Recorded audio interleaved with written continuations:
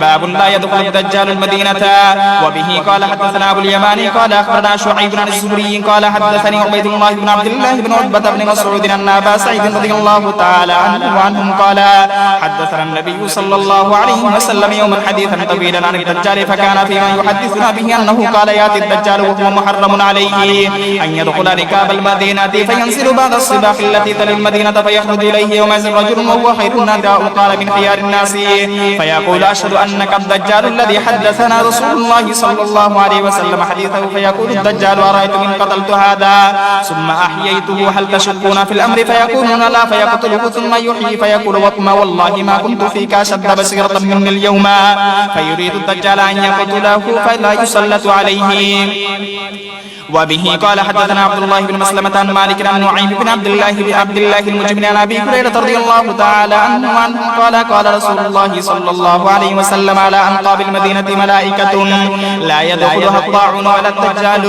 وبه قال حدثنا يحيى بن موسى قال حدثنا يزيد بن هارون قال أخبرنا شعبة عن قتادة أنس رضي الله تعالى عنه وعنهم عن النبي صلى الله عليه وسلم قال المدينة يأتيها الدجال فيجد الملائكة يحرسونها فلا يقرب الدجال ولا الطاعون إن شاء الله. باب ياجوج وماجوج. وبه قال حدثنا أبو اليماني قال أخبرنا شعيب بن الزهري قال وحدثنا إسماعيل قال حدثني أخي عن سليمان عن محمد بن أبي عتيق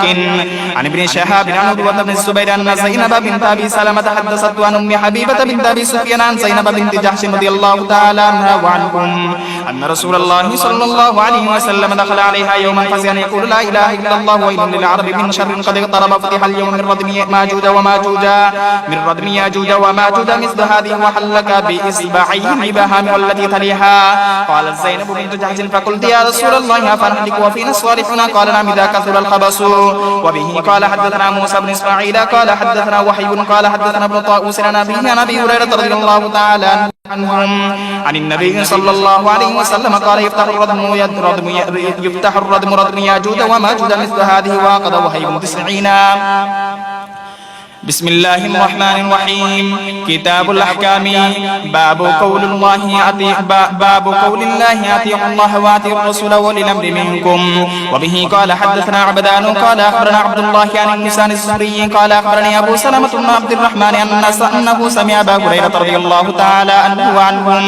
أن رسول الله صلى الله عليه وسلم قال من أطاعني فقد أطاع الله ومن عصاني فقد عصى الله ومن أطاع أميري فقد أطاعني ومن عصى أميري فقد عصاني. وبه قال حدثنا إسماعيل قال حدثني مالك بن عبد الله بن دينار عن عبد الله بن عمر رضي الله تعالى عنهما وعنهم أن رسول الله صلى الله عليه وسلم قال لا كلكم راع وكلكم مسؤول عن رعيته فالإمام الذي على الناس راع وهو مسؤول عن رعيته والرجل راع على أهل بيته وهو مسؤول عن رعيته والمرأة راعية على أهل بيت زوجها وولده وهي مسؤولة عنهم وعبد الرجل راع على مال سيده وهو مسؤول عنه ألا فكلكم راع وكلكم مسؤول عن رعيته. باب الأمراء من قريش. وبه قال حدثنا أبو اليماني قال أخبرنا شعيب بن الزهري كان محمد بن جبير بن مطعم يحدث أنه بلغ معاوية رضي الله تعالى عنه وعنهم وهو عنده في وفد من قريش أن عبد الله بن عمرو يحدث أنه سيكون ملك من قحطانا فغضب فقام فأثنى على الله بما هو أهله ثم قال أما بعد فإنه بلغني أن رجالا منكم يحدثنا حديث ليس في كتاب الله ولا ذكر عن رسول الله صلى الله عليه وسلم أولئك جحالكم فإياكم والأماني التي تضل أهلها فإني سمعت رسول الله صلى الله عليه وسلم يقول إن هذا الأمر في قريش لا يعاديه أحد إلا كبكم الله على وجهه فما قاموا الدين. تابعه نعيم بن المبارك عن معمر بن الزهري عن محمد بن جبير. وبه قال حدثنا أحمد بن يونس قال حدثنا عاصم بن محمد قال سمعت أبي يقول قال ابن عمر رضي الله تعالى عنهما وعنهم قال رسول الله صلى الله عليه وسلم لا يزال هذا الأمر في قريش ما بقي منهم 2. باب أجر من قضى بالحكمة لقوله ومن لم يحكم بما أنزل الله فأولئك هم الفاسقون. وبه قال حدثني شهاب بن عباد قال حدثنا إبراهيم بن حميد عن إسماعيل عن قيس عن عبد الله رضي الله تعالى عنه وعنهم قال رسول الله صلى الله عليه وسلم لا حسد إلا في اثنتين رجل آتاه الله مالا فسلطه على هلكته في الحق أو آخر آتاه الله حكمة فهو يقضي بها ويعلمها. باب السمع والطاعة للإمام ما لم تكن معصية. وبه قال حدثنا مسدد قال حدثنا يحيى عن شعبة عن أبي التياح عن أنس بن مالك رضي الله تعالى عنه قال قال رسول الله صلى الله عليه وسلم اسمعوا وأطيعوا وإن استعمل عليكم عبد حبشي كأن رأسه زبيبة. وبه قال حدثنا سليمان بن حرب قال حدثنا حماد عن الجعد عن أبي راجع عن ابن عباس رضي الله تعالى عنهما وعنهم يرويه قال النبي صلى الله عليه وسلم من رأى من أميره شيئا فكرهه فليصبر فإنه ليس أحد يفارق الجماعة شبرا فيموت إلا مات ميتة جاهلية. وبه قال حدثنا مسدد قال حدثنا يحيى بن سعيد عن عبيد الله قال حدثني نافع عن عبد الله عن النبي عبد الله رضي الله تعالى عنه عن النبي صلى الله عليه وسلم قال السمع والطاعة على المرء المسلم فيما أحب وكره ما لم يؤمر بمعصية فإذا أمر بمعصية فلا سمع ولا طاعة. وبه قال حدثنا عمر بن حفص بن غياث قال حدثنا أبي قال حدثنا الأعمش قال حدثنا سعد بن عبيدة عن أبي عبد الرحمن عن علي رضي الله تعالى عنه وعنهم قال بعث النبي صلى الله عليه وسلم سرية وأمر عليهم رجلا من الأنصار وآمرهم أن يطيعوه فغضب عليهم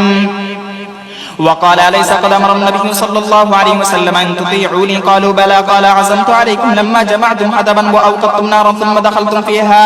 فجمعوا حطبا فأوقدوا فلما هموا بالدخول فقام ينظر بعضهم إلى بعض فقال بعضهم إنما تبعنا النبي صلى الله عليه وسلم فرارا من النار أفندخلها فبينهم كذلك إذ حمد النار وسكن غضبه فتقرر للنبي صلى الله عليه وسلم فقال لو دخلوها ما خرجوا منها أبدا إنما الطاعة في المعروف. باب من لم يصل الله الإيمان أعانه الله. وبه قال حدثنا حجاج بن حال قال حدثنا جرير بن حازم عن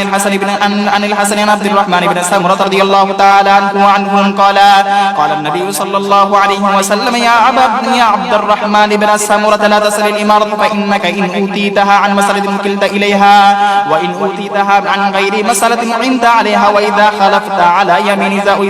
على يمين فرأيت غيرها خيرا منها فكبر عن يمينك وأت الذي هو خير